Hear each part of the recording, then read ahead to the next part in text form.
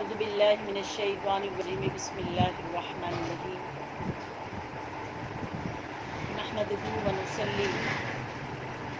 ونسلم علی رسولہ الکریم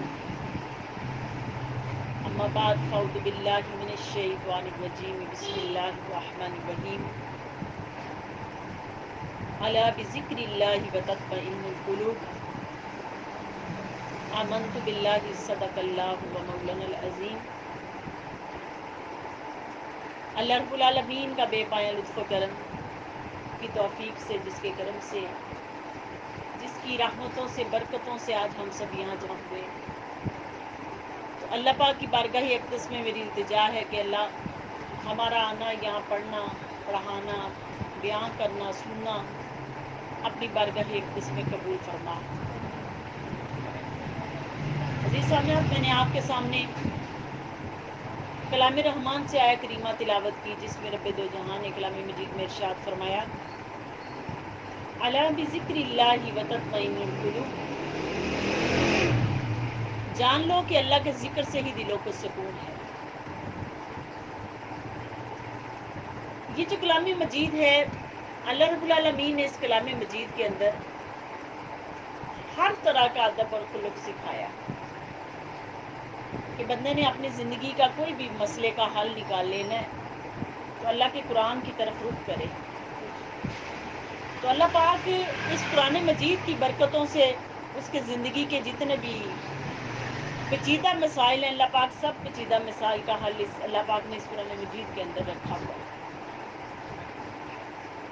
اللہ پاک نے اس میں ارشاد فرمایا اس آیہ کریمہ کے اندر کہ جان لو الا بذکر اللہ وتطمئن القلوب، کہ لوگوں تم جتنی مرضی دنیا کے آرائشوں میں، دنیا کے معاملات میں، دنیا کی جو معاملات میں رہ لو، پھر کیا ہے کہ جان لو کہ میرے ذکر سے ہی دلوں کو سکون ہے۔ آپ نے کبھی دیکھا ہے کہ جو لوگ یہ جو موسیقار ہوتے ہیں یا جو دنیا کے ان معاملات کے اندر پڑے ہوتے ہیں، آپ نے کبھی ان کی زندگیوں کے اندر دیکھا کہ ان کی زندگیوں کے اندر ایک جو فساد ہوتا ہے، اندر ایک جو سکون نہیں ہوتا، بے سکونی کی کیفیت اندر ہوتی ہے، بے سکونی کی کیفیت ہوتی ہے۔ تو یہ بے سکونی کی کیفیت کس وجہ سے ہے؟ اس وجہ سے ہے، یہ اللہ کے ذکر سے دوری کی وجہ سے بے سکونی کی کیفیت ہے۔ اور کچھ لوگ بے سکونی کی کیفیت کو دور کرنے کے لیے کبھی سیرگاہوں کا رخ کرتے ہیں، کچھ لوگ اپنی اس بے سکونی کو ختم کرنے کے لیے میوزک سنتے ہیں، کچھ ڈرامے دیکھتے ہیں، کچھ جو نا گانے سنتے ہیں، الغرض کہ جس کی جیسی سوچ سمجھ ہے وہ اس کے مطابق ہی اپنی زندگی کے معاملات کو لیتا ہے۔ لیکن جان لو اللہ رب العالمین نے قرآن مجید میں ارشاد فرمایا کہ الا بذکر اللہ وتطمئن القلوب، جان لو کہ جتنے مرضی تم یہ ڈرامے دیکھ لو، فلمیں دیکھ لو، جتنا مرضی تم میوزک سن لو، دنیا داری میں جتنے معاملات نبھا لو، پھر بھی کیا ہے، سیرگاہوں میں گھوم لو۔ کچھ لوگوں کی عادت ہے کہ وہ کیا باہر، ہمارے علاقے میں تو ایسا ہے کہ ہم نے دیکھا کہ خواتین جو ہے نا وہ ان کو گرمی لگتی، وہ باہر تھڑوں پہ بیٹھ جاتی ہیں آ کے۔ ہمارے علاقے کا یہ ایک رواج ہے کہ وہ اس طرح کے بھی معاملات کرتی ہیں۔ اب تو گو کہ بہت کم ہو گیا یہ دروسوں کی وجہ سے، جو ہم نے دروس لیے، ان دروسوں کو سن کے اب بہنیں ذرا تھوڑا سا وہ مان گئی یہ بات کو، اللہ ان کو برکت دے، تو وہ مان گئی ہیں اس بات کو، تو اب ذرا ٹرینڈ تھوڑا سا کم ہو گیا، لیکن ابھی بھی ہے، چند تھوڑی جگہ پہ ہے ابھی بھی۔ تو ہر بندے نے اپنے ذکر کو، اپنے اندر کو سکون دینے کے لیے کوئی نہ کوئی مشغلہ اختیار کر لیا، لیکن اللہ رب العالمین نے فرمایا قرآن میں کہ جان لو لوگوں میرے ذکر سے ہی دلوں کو سکون ہے، میرے ذکر سے ہی دلوں کو سکون ہے۔ تو آج کا جو ہمارا درس ہے وہ جو قیام اللیل پہ ہے، اللہ کا ذکر جو قیام اللیل میں اللہ رب العالمین نے یہ ذکر ہمیں دیا، جس کو کر کے بندہ اپنے دل کو، اپنے جسم کو سکون دے سکتا ہے، وہ ذکر آج اس کے اوپر ہم تھوڑا سا ڈسکس کرتے ہیں۔ حدیث پاک میں عبداللہ بن عمر روایت کرتے ہیں قال سمیعت رسول اللہ صلی اللہ علیہ وسلم، میرے آقا نے فرمایا کہ لا حسد الا علی الاثنین، میرے آقا نے فرمایا کہ ویسے تو حسد کسی بندے پہ جائز نہیں، کوئی کسی کے ساتھ حسد نہیں کر سکتا۔ آج ہماری زندگی کے معاملات ایسے ہیں کہ ہماری زندگیوں کے اندر اتنے مسائل ہیں، اتنی پریشانیاں ہیں کہ ہر بندہ اگر کسی کو کوئی کسی منصب پہ جا کے بیٹھ جاتا ہے، کسی کے بچے کا اچھا رشتہ ہو جاتا ہے، کوئی اچھا بچہ کامیابیوں کی طرف لوٹ جاتا ہے، تو اس کے ساتھ حسد کرنے والے زیادہ لوگ ہو جاتے ہیں، بجائے اس کے کہ ہماری زندگیوں کے اندر یہ ہو کہ ہم اس کو دعا دیں۔ میرے آقا علیہ السلام کا طریقہ کیا تھا کہ میرے آقا علیہ السلام ان کو دعا دیتے ہوتے تھے، ماشاء اللہ بارک اللہ، دعا دیں ان کو تاکہ اللہ برکت ان کو نصیب کرے ایک اچھے کام کے اندر، بجائے اس کے ہم ایسا عمل کرنے کی بجائے ہم حسد کرنا شروع کر دیتے ہیں۔ میرے آقا نے فرمایا یہ حسد ایک اچھا عمل نہیں ہے، اچھا عمل نہیں ہے۔ حسد اگر کرنا ہے تو فرمایا کہ لا حسد الا علی الاثنین، دو لوگوں پر حسد کیا کرو، اور یہ حسد رش کے معنی میں، رش کیا کرو، حسد کیا کرو، اگر بنتا ہے نا، بنانا ہے حسد تو دو آدمیوں کے بھی کیا کرو، ایک وہ رجل عطاہ اللہ الکتاب وقام به آناء اللیل، اور ایک وہ آدمی جس کو اللہ رب العالمین نے کلام رحمان کا علم دیا، کلام رحمان کا علم دیا، یا قرآن مجید کے ساتھ اس کی محبت ہو گئی اور وہ دن رات اس قرآن مجید کے اندر مگن ہو گیا، دن رات ایک قرآن مجید کے اندر مگن ہو گیا، فرمایا اس کے اوپر رش کیا کرو۔ اور یہ رش کرنا کیسا ہے؟ آج تو ہم لوگ حدیث پاک تو اب بیان کرنے لگے نا، میں ایک جو نا ایک آنٹی کو میں جانتی تھی کہ وہ نا جب ہم لوگ جو نالینڈ پہ رہ کے آئے تو وہاں پر ایک آنٹی رہتی تھی، تو میں اس آنٹی کو دیکھا کرتی تھی، وہ آنٹی نے جب بھی کوئی کسی کام سے فارغ ہونا نا، یہ میری اپنی آنکھوں کا مشاہدہ ہے، اور وہ نا ڈبل سٹوری گھر تھا تو وہ سامنے والے گھر پہ رہتی تھی، تو وہ جب بھی فارغ ہو جاتی تھی کسی کام سے وہ قرآن مجید کو لے کے بیٹھ جاتی تھی، ہر وقت جب اس کو دیکھا نا جب میں نے دیکھنا کہ اس نے کام سے فارغ ہو جانا، اس نے قرآن مجید صرف جسٹ تلاوت کرتی تھی قرآن مجید، اور قرآن مجید پڑھتی رہتی تھی قرآن مجید کو۔ میں نے ایک دن اسے پوچھا، میں نے کہا خالہ جی آپ نہ، میں نے آپ کو دیکھتی ہوں، اس نے کوئی محفل کرائی، ہم لوگ گئے اس کے گھر،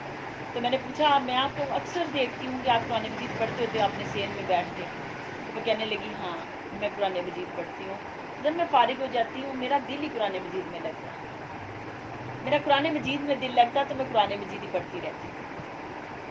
تو میں نے کہا کہ پھر آپ جو بندہ قرآن کے ساتھ بڑی دوستی کر لیتا ہے،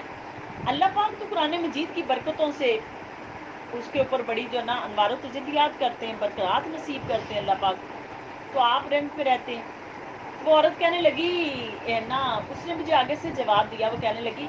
باجی بات یہ ہے میرے میاں نے بہت کمایا، میرے میاں نے بہت کمایا، آج بھی وہ جو حکمرانوں کے ساتھ ہوتا ہے، اس نے بہت کمایا لیکن اس نے گھر نہیں بنایا، اس نے کمایا بہت ہے لیکن اس نے گھر نہیں بنایا، ہم ایسے ہی رہے، اور مہمان نواز بھی میرا شوہر بہت ہے، یہ اس کے الفاظ تھے۔ تو وہ کہنے لگی، تو پھر میں اس وقت جان گئی، میں نے کہا یہ جو اللہ رب العالمین نے فرمایا نا میرا قرآن نعمتوں والا ہے، اس قرآن سے آپ جو چاہو مرضی لے لو، اپنی زندگی کے مسائل حل کرنا چاہو تو اس قرآن سے لے لو، نعمتیں لینا چاہتے ہو اس قرآن سے لے لو، آپ اپنی زندگیوں کے کوئی بھی مسئلہ اس سے حل کرنا چاہتے ہو تو اس قرآن سے اس سے حل کر لو۔ اب مجھے اس کے اوپر بڑی محبت آئی، میں زندگی بھر جب سے میں نے اس عورت کو دیکھا آج تک میں کبھی بھولی نہیں، میں اکثر بچوں کو اس کی مثال دیتی ہوتی ہوں کہ میں نے اس ساتھ ہی ایسی عورت تھی، میں نے اس کو ایسے دیکھا، اور جنہوں نے بھی اس قرآن مجید کے ساتھ محبت کی، اللہ پاک نے اس قرآن مجید کی برکتوں سے اللہ پاک نے ان کو کسی عمر کی کمی نہیں دی، کمی نہیں دی۔ میرے آقا نے فرمایا کہ دو لوگوں پہ رش کیا کرو، اور یہ حسد رش کے معنی میں ہے کہ ان کے ساتھ ایک وہ جس کو قرآن عطا کیا گیا وہ خوب اس کی تلاوت کرتا ہے اور پھر اس کو سمجھتا ہے، سمجھاتا ہے، علم لیتا ہے، علم دیتا ہے، فرمایا کہ ایسے لوگوں پر رش کیا کرو۔ اور دوسرا ورجل آتاہ اللہ الکتاب وقام به آناء اللیل ورجل آتاہ فرمایا کہ ایک وہ کہ جس کو جو نا رات کا آخری ساتوں میں جو نا قیام نصیب ہو جائے، تہجد نصیب ہو جائے، کہ 5 وقت کی نماز کی تو پابندی کرتا ہے نا، لیکن اللہ رب العالمین اس کو تہجد کی نماز کی اللہ پاک اس کو توفیق دے دے، توفیق دے دیں۔ فرمایا اس کے اوپر رش کیا کرو کہ اللہ، یہ دیکھو تہجد میں اٹھنا، جب بندہ سو رہا ہو، گہری نیند سو رہا، خاص کر کے سردیوں کے دنوں میں، اور سردیوں کے دنوں میں اٹھنا کتنا مشکل ہے، وضو کرنا ٹھنڈے پانی سے مشکل ہے،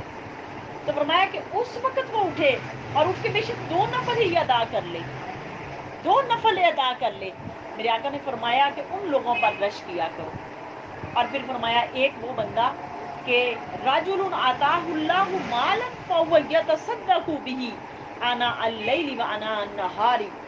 کہ ایک وہ شخص کہ جس کو رب کائنات نے مال دیا اور وہ اس مال میں سے خرچ کرتے ہوں، اور اس مال میں سے خرچ کرنے کا یہ کہ وہ اپنے عزیز و قربا پہ بھی خرچ کر رہے ہیں، اپنی اولاد پہ بھی خرچ کر رہے ہیں، غربا پہ بھی خرچ کر رہے ہیں۔ تو فرمایا کہ ایسے لوگوں پہ رش کیا کرو کہ جن کو رب کائنات مال دے دیں اور توفیق بھی دے دیں کہ وہ مال کو اس کی بندوں کی محبت میں لگانا شروع کر دیں۔ تو میرے آقا نے فرمایا کہ ایسے لوگوں پہ، ان 3 لوگوں پہ رش کیا کرو۔ حسد، کہ اگر کسی سے حسد کرنا نا، حسد کر کے ہم اپنی نیکیاں خراب کرتے رہتے ہیں، اپنی نیکیوں کو برباد کر بیٹھتے ہیں۔ میرے آقا نے فرمایا کہ ایسے لوگوں پہ رش کرو اور رشک کر کے اپنی نیکیوں کو بڑھاتے چلے جاؤ، اور یہ کہو کہ یا اللہ، اگر یہ قرآن ایسا پڑھتا ہے پڑھاتا، میں بھی ایسا ہی عمل کروں، یہ راتوں کو قیام کرتا ہے، میں بھی ایسا ہو جاؤں، میں بھی قیام کرنے والا ہو جاؤں، اور یہ پھر اس کو تو نے مال دیا ہے مولا، تو عطا کر، میں بھی ایسے ہی کروں۔ تو جو بندہ اس طرح کی حسرت کرنا شروع کر دیتے ہیں، پھر رب کائنات اس کو عطا بھی کرنا شروع کر دیتے، اور اللہ رب العالمین پھر اس بندے کو اس عبادت کا اجر بھی عطا فرماتے عبادت کا اجر۔ اور پھر آگے فرمایا، اگلی حضرت جابر رضی اللہ تعالیٰ عنہ اس حدیث پاک روایت کرتے ہیں، قال سمعت النبی صلی اللہ علیہ وسلم یقول ان فی اللیل ساعۃ لا یوافقها رجل مسلم یسع اللہ خیرا من امر الدنیا والآخرہ الا اتاہ ایاہ وذلک کل لیلۃ۔ آپ فرماتے کہ میں نے حضور نبی کریم علیہ الصلوۃ والسلام کو فرماتے ہوئے سنا کہ رات کی ایک ایسی ساتھ بھی آتی ہے کہ رات میں جب بندہ سوتا ہے نا،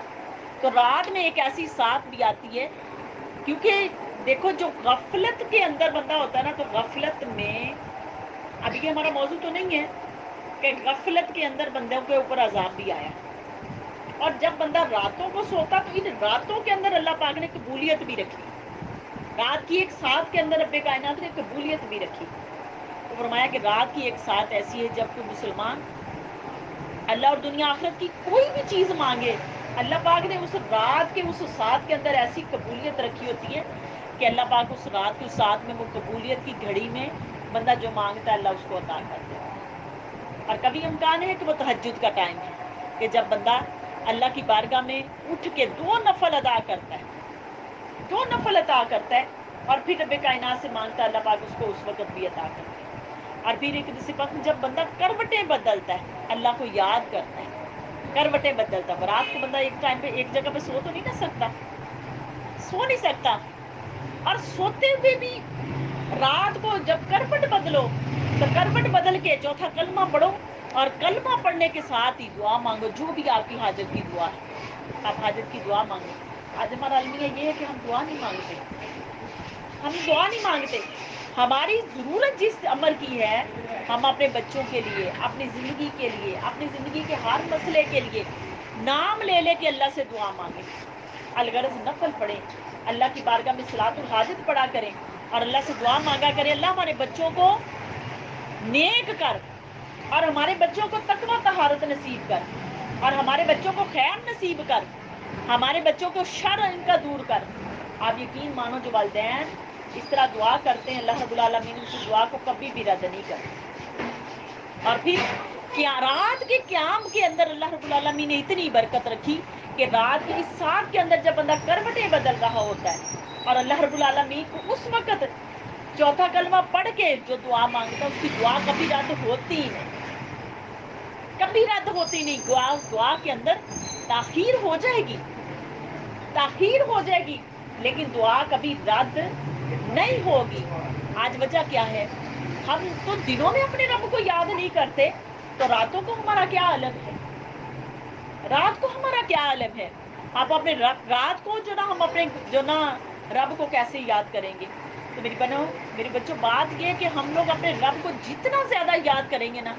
اتنا ہی ہم اپنی زندگیوں میں اور آخرت میں اپنے جو نا اپنی زندگی میں بھی سکون پائیں گے اور آخرت میں بھی سکون پائیں گے۔ ان ابی امامہ،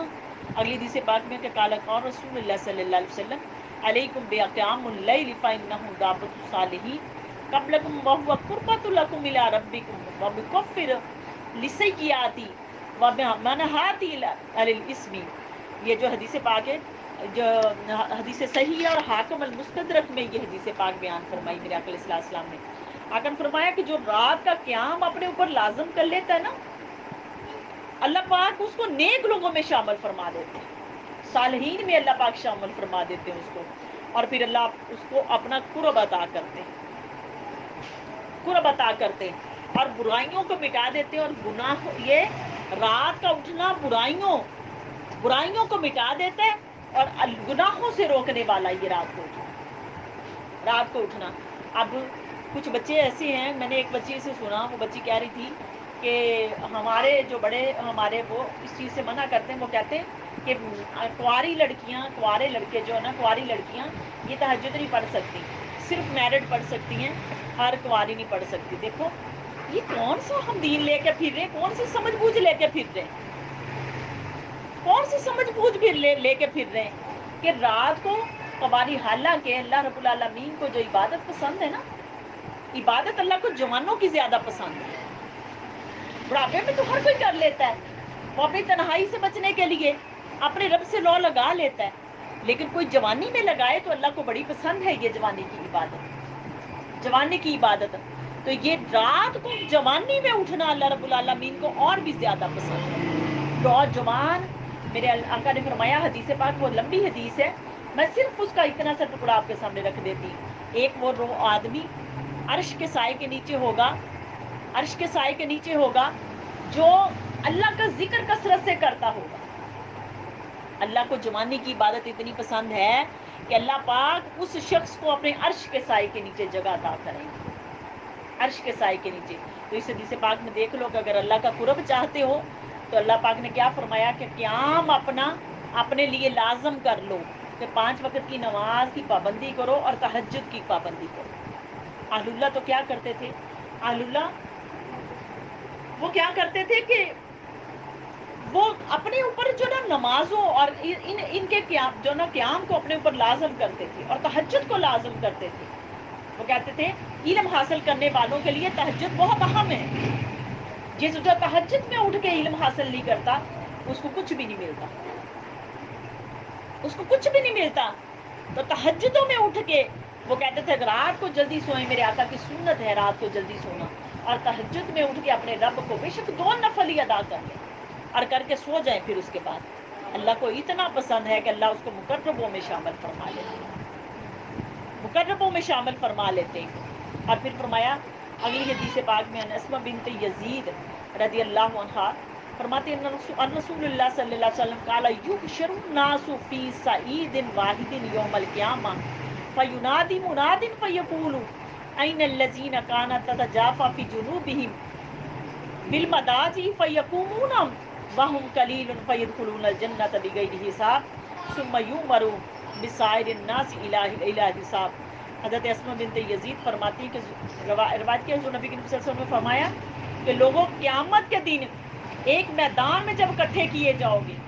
اس وقت ایک منادی دینے والا منادی دے گا، اعلان کرے گا، اور اعلان کیا کرے گا؟ اس وقت کرے گا کہ وہ لوگ جن کی کربٹیں اپنے رب کو یاد کرتی تھی، یعنی کہ وہ کربٹیں لیتے ہوئے بھی اپنے رب کو یاد کرتے تھے، صدقے جاؤں اس مولا کے کہ اس وقت ان کی اکرام کیا جائے گا، ان لوگوں کو پکارا جائے گا کہ جو کربٹوں میں مجھے یاد کرتے تھے، لوگوں میرے فرشتوں بلاؤ ان کو، جو کروٹوں میں بھی مجھے یاد کرتے تھے، اور بستروں پر ان کی جو نا وہ نیند نہیں لیتے تھے، اور وہ میری بارگاہ میں قیام کرتے تھے، اور ان کی تعداد بہت کم ہوگی اس وقت. میرے آقا نے فرمایا کہ ایسے لوگوں کی تعداد کم ہوگی، مگر فرمایا کہ وہ جنت میں بغیر حساب کتاب داخل ہوں. دنیا میں جو عبادت جتنی مشقت کی ہوتی ہے نا بچوں، جتنی مشقت کی عبادت ہے اللہ کو بڑی پسند ہے. تو جنت میں بے حساب جانا چاہتے ہیں نا، تو رات کو قیام کو اپنے لیے لازم کر لو. اپنی کربٹوں میں اس رب کو یاد کرو، دن کو سر رب میں اپنے رب کو یاد کرو، عبادتوں میں رب کو یاد کرو. اور یہ یاد کرنا، آج ہم اپنے رب کو بھول چکے ہیں، اور بھولنے کے ساتھ کیا معاملہ ہے، کیا معاملہ ہے، اپنے رب کو یاد تو نہیں کرتے، لیکن کیا کرتے ہیں، ہم جیلی عاملوں کے پاس چلے جاتے ہیں، جیلی عاملوں کے پاس چلے جاتے ہیں. ابھی یہ کل 4-5 دن کی بات ہے، ایک بچی پڑھنے آتی ہے، وہ بچی وہ بتاتی ہے کہ میری بھابھی وہ کہیں گئی ہے کسی عامل کے پاس، اور اس عامل کے پاس جا کے اسے کہنے لگی کہ میری ساس سے میری جان چھڑا دے، اور جو نا میرا شوہر جو ہے نا یہ میرا بن جائے. بس اس نے کوئی ایسا عمل کیا ہے، کوئی ایسا عمل جو اس کا کیا وہ اس کے اپنے اوپر ہی الٹ پڑ گیا. گناہ کا اثرات تو اپنی جان پہ رہے نا، اثرات اپنی جان پر. اور وہ شام کو جب گھر آئی ہے تو گھر آ کے اس نے اپنی ساس کی اچھی خاصی پٹائی لگائی، ساس کی پٹائی لگائی کہ اس کی کمر کی ہڈی فریکچر کر دی اس نے، اور شوہر کو بھی زخمی کیا، یعنی کہ مارا ہے، اور مار کے آپ خود اندازہ لگا کے زخمی کیا. اس پہ اس کا عمل کیا آیا کہ جب وہ غصے میں آیا شوہر، اس نے اس کو طلاق دے کے چھوڑی. دیکھو بہنوں، بات یہ کیا ہے کہ برے عمل کے برے نتائج نکلتے ہیں اور اچھے عمل کے اچھے نتائج نکلتے ہیں. اپنے رب کو یاد کرو، وہ بندے کو کبھی بھی تنہا نہیں چھوڑے گا، وہ بندے کو کبھی بھی بے سہارا نہیں چھوڑتا. وہ بندے کو اس بات پر اس کے ایک ایک عمل پر اجر دیتا ہے. بس اس مالک کو زیادہ سے زیادہ یاد کرنا شروع کر دیں، اور اس مالک نے جو حقوق ہمارے ذمے لگائے ان حقوق کو عطا کر جو نہ لینے والے بن جائے. پھر ایک حدیث پاک آخری بیان کر کے بس اس کو ہم مائنڈ اپ کرتے ہیں اپنے جو نا درس کو. میرے آقا نے فرمایا، نبی ہریرہ روایت کرتے ہیں، ان رسول اللہ صلی اللہ علیہ وسلم قال ينزل ربنا تبارک و تعالی کل لیلۃ الی السماء الدنیا حین یبقى ثلاث اللیل الاخر فیقول من یدعونی فاستجب له ومن یسألنی فأوتیہ ومن یستغفرنی فاغفر له. میرے آقا نے فرمایا کہ جب تہائی رات ہوتی ہے نا تو اللہ رب العالمین آسمان دنیا پر آ جاتے ہیں، آسمان دنیا پر آ جاتے ہیں، اور آسمان دنیا پر آ کے کیا ارشاد فرماتے ہیں کہ لوگوں کوئی ہے مجھ سے دعا کرنے والا، میں اس کی دعا کو قبول کر لوں، کوئی ہے دعا کرنے والا میں اس کی دعا کو قبول کروں. پھر فرمایا کوئی مجھ سے سوال کرنے والا کہ میں اس کے جو نہ میں اس کو عطا کروں. مانگو مجھ سے، کیا کیا مانگنا چاہتے ہو، کیا مانگنا چاہتے ہیں. میرا ایک کزن ہے، وہ فوت ہو گیا، ڈیتھ ہو گئی اس کی زوجہ کہتی ہوتی ہے، آج اس کی بیوی جو نا وہ وائف اس کی کہتی، وہ کہتی باجی میرا شوہر کہتا میں نے تہجد میں اٹھ کے اتنی اپنے رب سے دعائیں مانگی ہیں، مجھے یقین ہے کہ میں میرے بچے اور میری بیوی کو اللہ کبھی بھی نامراد نہیں چھوڑے. دیکھو کیسا کبھی یقین ہے اس کو اپنے، اور ایسے ہی ہوا، وہ فوت ہو گیا. آج اس کی زوجہ کو کمی کوئی نہیں ہے، اور بچوں کو بھی کمی کوئی نہیں اس چیز کی. جو اپنے رب سے مانگتے ہیں نا اللہ اس کو عطا کرتا ہے. پھر فرمایا کوئی ہے مجھ سے معافی مانگنے والا کہ میں اس کو بخش دوں، اس کی معافی دے دوں. تو بس بات یہ ہے کہ ہم نے اپنے رب کو یاد کرنا ہے، دن میں بھی رات میں بھی ہر لحظہ اپنے رب کو یاد رکھنا ہے. اگر کسی سے کلام بھی کرنا ہے تو اپنے رب کو یاد کرنا ہے، کہ میرے زبان سے کوئی ایسا کلام نہ ہو جائے کہ میں کسی کی دل آزاری کر بیٹھوں. اور جب اگر خرچ بھی کرنا ہے تو مولا تیرے لیے، اور اگر عبادت بھی کرنی تو مولا تیرے لیے، کوئی عمل بھی کرنا تو مولا تیرے لیے، صرف تیرے لیے مولا. جس کا عمل ایسا ہو جاتا ہے اللہ اس کا ہر سانس کا جو اجر ہے وہ عبادت میں رکھ لیتے ہیں، عبادت میں رکھ لیتے ہیں. اللہ پاک کہتے ہیں یہ میرا بندہ میرا ہو گیا نا، اب میں اس کا ہوں. تو بس ضرورت اس عمر کی کہ اس رب کی ہو جاؤ، اللہ ہمارا ہو جائیں گے، اور اللہ ہماری جو نا زندگی کی پریشانیوں کے مسائل کا حل بھی اسی چیز کے اندر اللہ پاک نے کیا. پھر اب اگر میں ان چیزوں سے روکتی ہوں نا تو پھر میری بہنیں کہتی ہیں، وہ میری بہنیں کیا کہتی ہیں، وہ کہتی ہیں باجی ان چیزوں کی طرف لگاتی ہیں نہ ان چیزوں کی طرف سے زیادہ پیچھے کو کرتی. دیکھو اہل اللہ کو مانو، لیکن جو اہل اللہ اللہ اور اس کے محبوب کے ساتھ جوڑے، ایسے اہل اللہ نہیں جو دور ہی کر دے پکڑ کے اللہ اور اس کے محبوب. اب یہ میں نے آپ کو یہ واقعہ سنا دیا نا آپ کو، یہ پرسوں ہی کا واقعہ تھا، 3-4 دن کا واقعہ، ابھی بھی اس کی سانس ہے، اس کو جو نا وہ ہاسپٹل میں ہی ایڈمٹ ہے۔ تو آپ خود اندازہ کریں کہ گناہ کے اثرات انسان کی اپنی اپنی زندگی کے اوپر ہے، اور نیکی کے اثرات بھی انسان اپنی زندگی کے اوپر پا لیتا ہے۔ تو بس جسٹ اس رب سے اپنا ربط جوڑ لو، پھر دیکھنا میرے رب کتنے نعمات عطا فرماتا ہے، کتنے اللہ خیر جو نا رحمتوں کے دروازے کھولتا ہے۔ اللہ ہماری دنیا آخرت کو بہتر فرما دے، اللہ اس پر عمل کی ہمیں توفیق عطا فرمائے۔ وما علینا الا البلاغ۔ سبحان ربک رب